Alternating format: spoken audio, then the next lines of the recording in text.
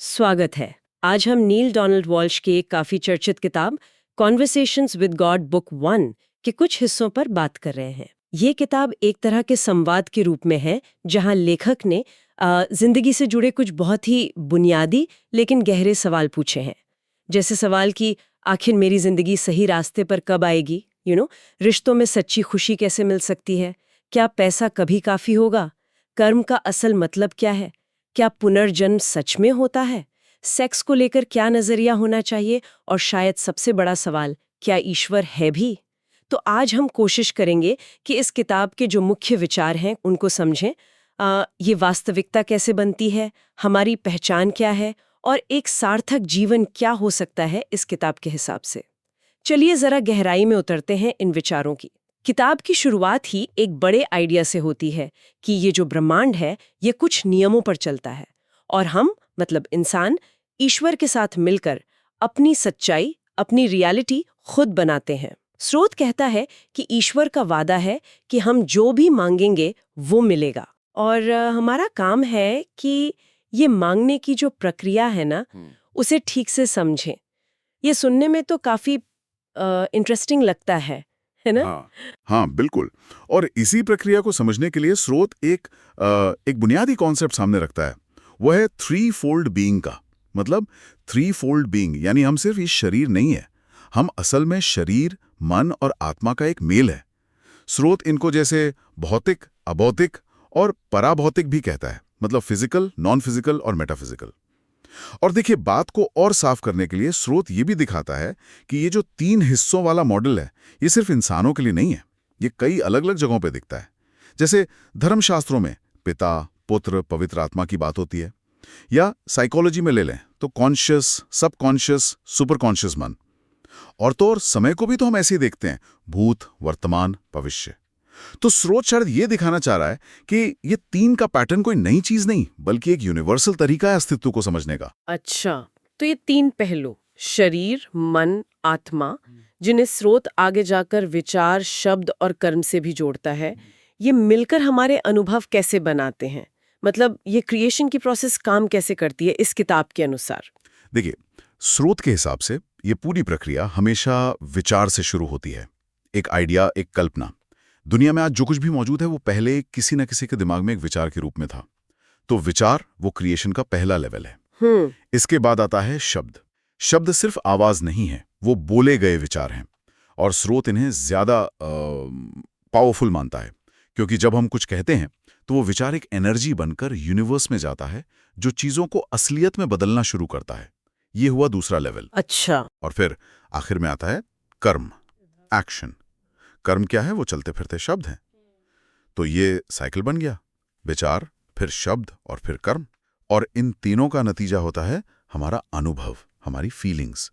स्रोत कहता है कि कर्म ही वो तरीका है जिससे हम ईश्वर के क्रिएशन को, या यूं कहें कि ईश्वर खुद को एक्सपीरियंस करते हैं। और स्रोत ये भी कहता है कि हम ये सब भूल गए हैं कि हम असल में हैं कौन। ये बात थोड़ी चौंकाती है। मतलब हम अपनी पहचान कैसे भूल सकते हैं? हाँ, और स्रोत इसे भूलना नहीं कहता, बल्कि एक तरह से डिवाइन फॉरगेटिंग कहता है। मतलब ये प्लान का हिस्सा है। तर्क ये है कि अगर हमें हमेशा से पता होता कि हम कौन हैं, यानी ईश्वर का ही एक रूप, तो हम उसे अनुभव नहीं कर पाते। उसे एक्सपीरियंस करने के लिए हमें उसे दोबारा बनाना पड़ता है, चुनना पड़ता है। यहीं पर वो आइडिया आता है कि हम ईश्वर के बराबर हैं। अब ये मानना मुश्किल हो सकता है, क्योंकि फिर तो जिंदगी की पूरी जिम्मेदारी हमारी हो जाती है। कोई और दोषी नहीं, कोई बाहरी शक्ति नहीं, सिर्फ हमारे अपने विचारों, शब्दों और कर्मों के नतीजे। सही कहा। और यहां सबसे ज्यादा ध्यान खींचने वाली बात यह है, स्रोत का इशारा है कि हमारी जिंदगी में जो कुछ भी है, अच्छा या बुरा, वो असल में उस चीज के बारे में हमारे विचार का ही नतीजा है। तो फिर अगर सब कुछ हमारे विचारों पर ही निर्भर है, तो कोई अपनी जिंदगी को पटरी पर कैसे लाए? मतलब बदलाव कैसे हो, खासकर जब हालात मुश्किल लग रहे हों? यहीं पर बात थोड़ी प्रैक्टिकल हो जाती है। हाँ, बिल्कुल। और स्रोत का समाधान है तो सीधा, हालांकि आसान शायद ना हो। समाधान यह है कि हमें जिंदगी और खुद के बारे में अपने विचारों को बदलना होगा। ईश्वर की तरह सोचना होगा, बोलना होगा, काम करना होगा, जैसे कि हम वही हों। इसका मतलब है अपने बारे में जो हमारी सबसे ऊंची सोच हो सकती है, जो हाईएस्ट थॉट है, उसे पहचानना और उसे अपनाना। अच्छा, तो ये कैसे करे? स्रोत एक तरह की एक्सरसाइज सुझाता है। वो कहता है, कल्पना करो कि अगर तुम हर पल अपनी उस सबसे ऊंची सोच के हिसाब से जी रहे होते, तो तुम क्या सोचते, क्या कहते और क्या करते। फिर देखो कि अभी तुम जो सोच रहे हो, कह रहे हो, कर रहे हो, वो उससे कितना अलग है। इस फर्क को देखो और फिर होशपूर्वक, कॉन्शियसली अपने विचारों, शब्दों और कर्मों को अपनी उस सबसे शानदार विजन से मैच कराने के लिए बदलना शुरू करो। लेकिन इसमें ऐसा नहीं लगेगा कि हर पल खुद पर नजर रखनी पड़ रही है? ये थोड़ा थका देने वाला नहीं हो जाएगा, लगातार खुद को मॉनिटर करना? हाँ, हो सकता है। स्रोत भी मानता है कि शुरू में ये कोशिश जैसा लगेगा, मेहनत लगेगी, पर धीरे धीरे ही हमारी आदत बन सकती है। दूसरी प्रकृति जिसे कहते हैं, जैसे कोई भी नई स्किल सीखते हैं, पाठ इस बात पर जोर देता है कि ये सजग होने की तरफ, मतलब कॉन्शियस होने की तरफ एक बहुत बड़ा कदम है। क्योंकि अक्सर क्या होता है, हम अनजाने में जीते हैं, ऑटो पायलट पर। ये जैसा तो नहीं है जैसे वो एक मजाक का जिक्र था किताब में न्यू एज थिंकिंग पर, कि कोई कहे गर्मी, कौन सी गर्मी, जबकि पसीने बह रहे हों। क्या ये प्रॉब्लम को इग्नोर करना है? नहीं नहीं, स्रोत इस बारे में काफी क्लियर है। ये प्रॉब्लम को अनदेखा करना या नाटक करना नहीं है कि वो है ही नहीं, बल्कि ये है कि सिचुएशन को देखो, उसे स्वीकार करो और फिर उसके बारे में अपनी जो सबसे ऊंची सच्चाई है या अपना जो सबसे पॉजिटिव नजरिया हो सकता है, उसे सामने रखो। उदाहरण के तौर पर? हाँ, जैसे स्रोत में उदाहरण है। मान लीजिए कोई पैसे की तंगी से गुजर रहा है। अब ये झूठ बोलना कि मैं बहुत अमीर हूं तो बेकार है, लेकिन उस तंगी के बारे में विचार बदलना, ये सिर्फ एक अस्थाई हालत है, ये मैं नहीं हूं। शब्द बदलना, मैं फंसा हुआ हूं की जगह मैं रास्ते ढूंढ रहा हूं। और कर्म बदलना, मतलब दुखियों के बैठ जाने या कोशिश छोड़ देने के बजाय कुछ क्रिएटिव करना। ये चीजें तय करती हैं कि वो हालत कितनी देर तक रहेगी। अच्छा। स्रोत कहता है कि कोई भी सिचुएशन अपने आप में अच्छी या बुरी नहीं होती, वो बस होती है। और हर सिचुएशन टेम्पररी है। वो किस दिशा में बदलेगी, ये पूरी तरह उस इंसान पर निर्भर करता है जो उसे जी रहा है। यहीं पर एक मुश्किल सवाल आता है जिसका जिक्र किताब में भी है। उस इंसान का क्या जिसके पास पहाड़ हिला देने वाला विश्वास हो, जो हमेशा पॉजिटिव सोचे, प्रार्थना करे, लेकिन फिर भी मान लीजिए किसी गंभीर बीमारी से उसकी मौत हो जाए। ये पॉजिटिव थिंकिंग और अपनी रियलिटी खुद बनाओ वाले आइडिया से कैसे फिट होता है? हाँ, ये सच में एक गहरा और बहुत जरूरी सवाल है। और स्रोत इसका कोई एक सीधा जवाब नहीं देता, बल्कि कई संभावनाएं सामने रखता है। एक तो ये कि शायद उस व्यक्ति ने अपने विश्वास से कुछ वक्त के लिए पहाड़ हिलाए भी हों और उसके जीवन के उस स्टेज के लिए उतना काफी था। दूसरी संभावना, जो ज्यादा गहरी है, वो ये कि शायद उसकी आत्मा ने आगे बढ़ने का, यानी ये शरीर छोड़ने का फैसला कर लिया हो।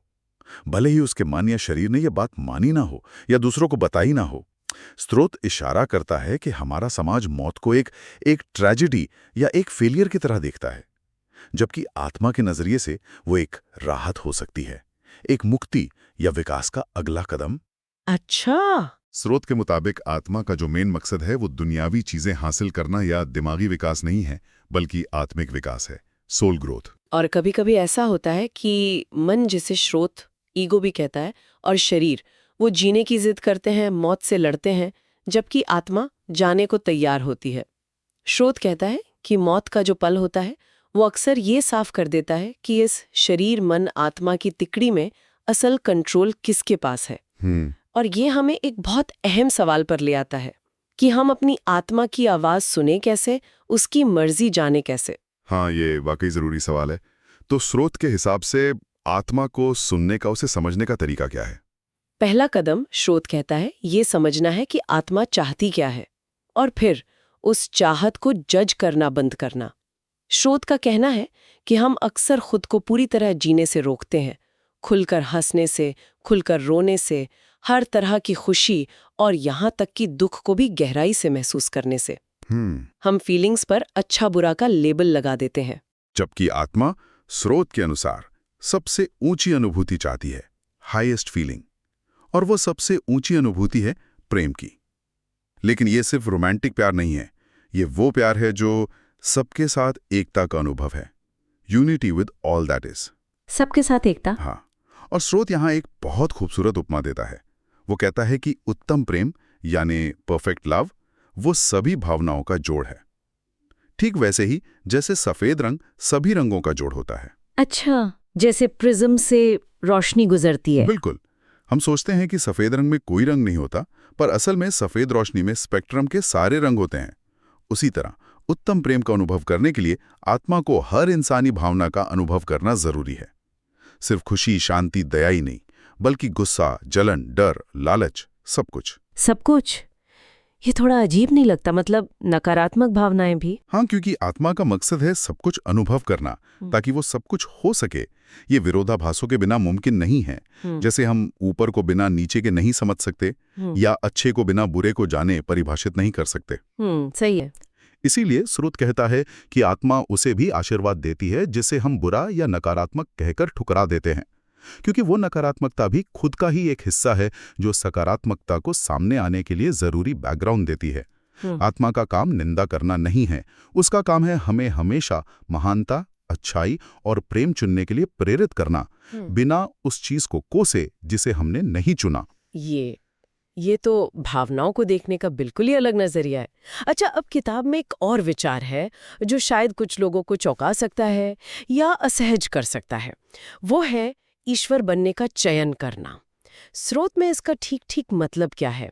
क्या ये सुनने में थोड़ा एरोगेंट या ईश्वर निंदा जैसा नहीं लगता? देखिए, अगर हम पिछली बात से जोड़ें तो हमने देखा कि सबसे ऊंची अनुभूति यानी उत्तम प्रेम वही है जिसकी आत्मा को तलाश है, और स्रोत के हिसाब से यही ईश्वर का सबसे अच्छा डिस्क्रिप्शन भी है।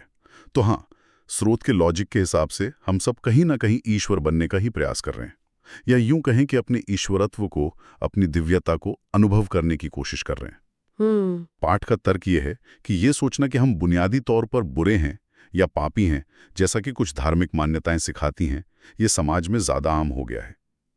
लेकिन अपनी दिव्यता को पहचानना और स्वीकार करना, जैसा कि स्रोत के अनुसार जीसस, बुद्ध, कृष्ण जैसे गुरुओं ने किया और सिखाया, वो असल में ज्यादा नेचुरल और आसान रास्ता है, भले ही शुरू में हमें थोड़ा अजीब लगे।